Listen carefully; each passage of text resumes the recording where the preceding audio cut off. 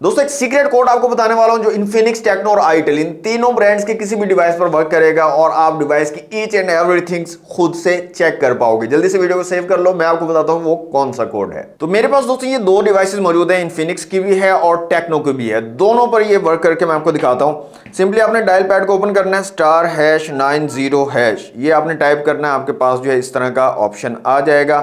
इसी तरह इन्फिनिक्स भी मैं आपको चेक करवा देता हूं। आपने डायल पैड ओपन करना है, *#90# आपने टाइप करना है और आपके पास इस तरह से आ जाएगा। आपको मेन्यू का थोड़ा सा डिफरेंस मिलेगा दोनों डिवाइसेस में।